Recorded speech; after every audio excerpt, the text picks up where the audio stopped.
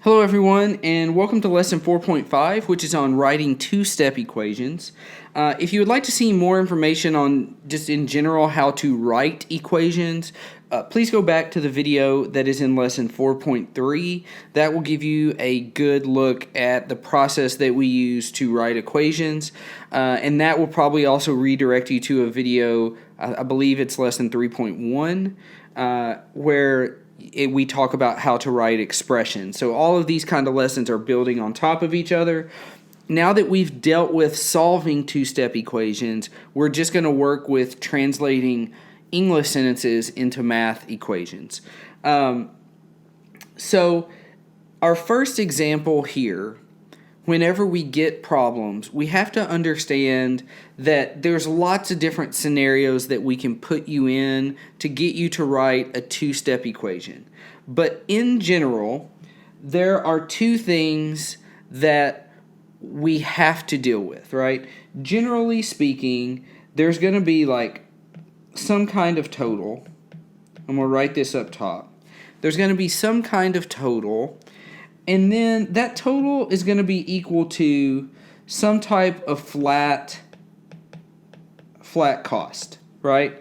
And that flat cost does not change, right? Does not change. That's why it's called a flat fee, right? An example of a flat fee is a ticket to a movie theater, right? Hey, a ticket to a movie theater for an adult is always going to be $11.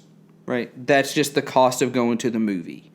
But then, on top of flat fees, there might be variable fees. Like, oh, do we buy popcorn? Do we buy a large popcorn? Do we buy a large drink? Do we get the gummy bears? Do we get, the snow caps or M&Ms to put into the popcorn if you're that kind of person?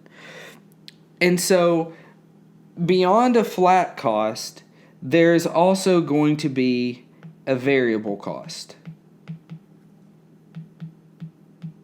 Right? So, again, the flat cost doesn't change,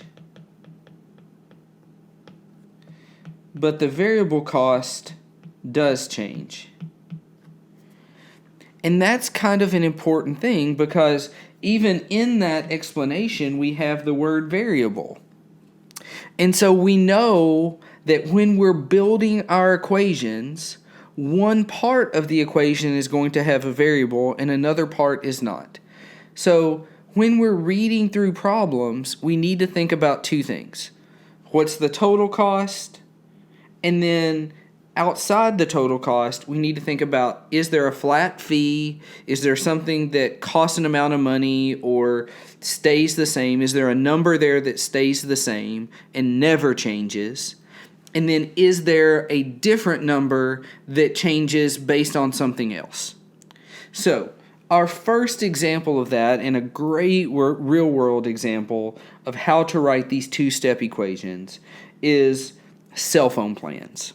And this example says the cost of a cell phone plan is $40 to connect, then $25 per month.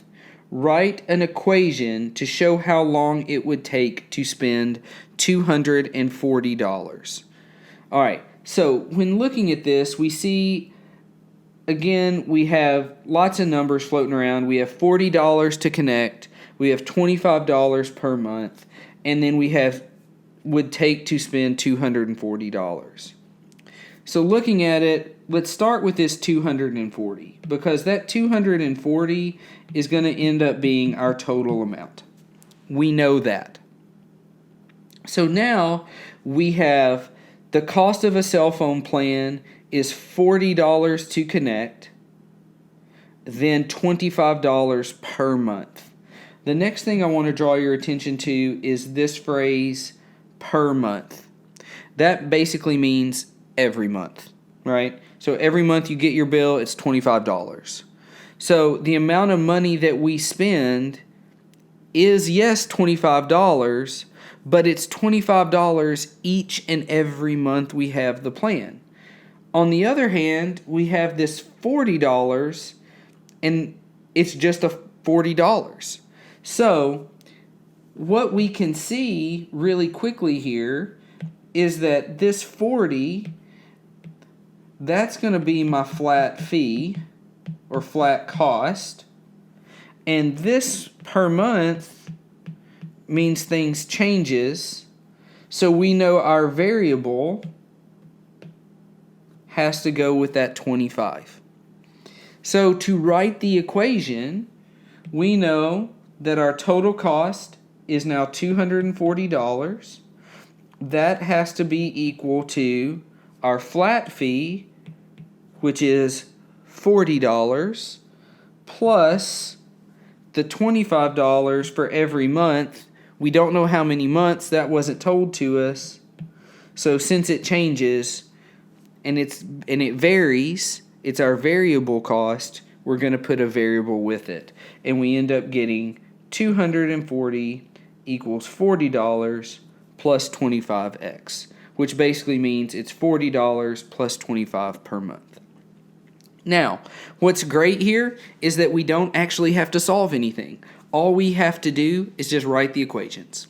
So, now that we've seen one, we've kind of understand the way things work, we just need to read these problems and break down the difference between what is our flat fee and what is our variable fee.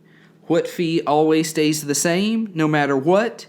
What changes based on number of days, number of months, number of visits, all of those things. So, let's take a look at our examples here. We have 4 examples.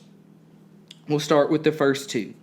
The first one says, in 21 years, Rachel will be 30. So, again, we talked about this back a couple lessons, but this term here, will be, we know means equals, and the 30 is just 30. So, in 21 years, Rachel will be 30. So, in 21 years is another way of saying 21 years from now, Rachel will be 30. Let's let Rachel be R. And then in 21 years from now, 21 years later, should be plus 21.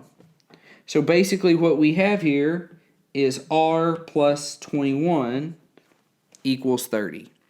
Now, that's not necessarily a 2-step problem. It's really more of a review from 4.3. But as we've talked about in previous lessons, it all's coming back, right? We have to keep using things that we've learned in the past. So that's just a good refresher on how to write those equations. All right, number 2. It says, in the fall, you charge $8 to rake leaves, then $5 for every hour. If you make $38, how many hours did you rake? So, we see that we have our numbers here that we need to use. We've got 8, then we've got 5, and we've got 38. Now, some extra things to pay attention to. What's our flat cost? What's our variable cost? So, our variable cost is going to change. So, it's going to change based on number of days, number of visits, number of hours, number of times you do something, right? It's just, it hits every single time. So, in the fall, you charge $8 to rake leaves. That has no mention of charging $8 every time you do something. So that's probably our flat cost. But let's look through the rest and see. Then $5 for every hour. And right there it is. For every hour. So now we know, beyond a shadow of a doubt, that $8 is our flat fee. And then this $5 for every hour means that's the one that's our variable. And that's the one that gets our variable. And then 38 is going to be our total. So setting that up, 38 is equal to our flat cost, which is 8 plus 5. And we don't know how many hours we're going to do, That's not important to us right now, but that's just the one our variable goes with because x is going to represent however many hours we work. So an equation that explains that is 38 equals 8 plus 5x. All right, moving on to numbers 3 and 4 here. Number 3, you have 15 bottles of Coke. You drink 2 bottles each day. Write an equation to show you have 3 bottles left. Now, this equation is similar, but not exactly the same as what we've done. So let's take a look at what we have here. So again, we've got some numbers, right? We've got 15, we've got 2, and we've got 3. Okay, so reading it again, we say we have 15 bottles of Coke. Okay, that's good to know. Maybe in our refrigerator there's 15 bottles of Coke, or we started with 15 bottles of Coke. So you drank 2 bottles each day. Well, I see a phrase that's going to help us, and that's 2 bottles each day. So that's probably a good sign that this is going to be my variable cost or my variable amount. And then it says, write an equation to show you have 3 bottles left. Now let's think about this. If we have 15 and we drink 2 each day, that means we're taking away 2 each day, not adding 2. So the examples before have all been like something plus something else. But in this problem, we're actually taking things off. So can we do the same thing with subtraction? Absolutely we can.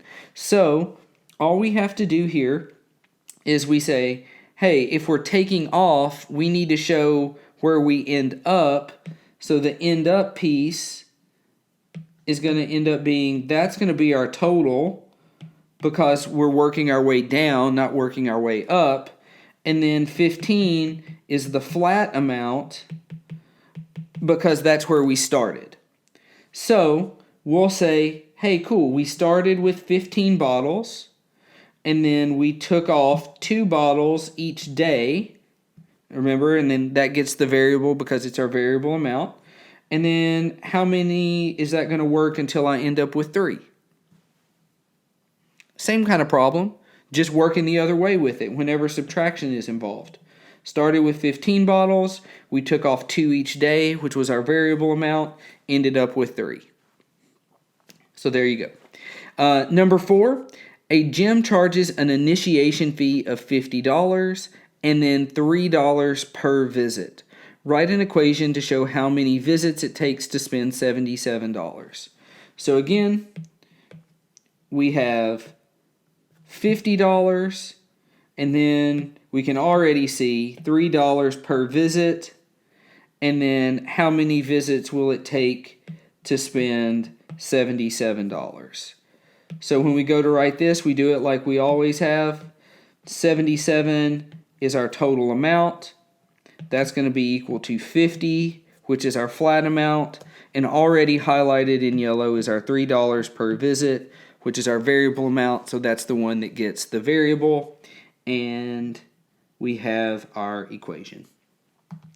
And that is how we write 2-step equations. Hopefully, this has been explained in a nice way where you can understand it. Hopefully, you've gotten a little bit into the groove of the pattern of how to write these problems.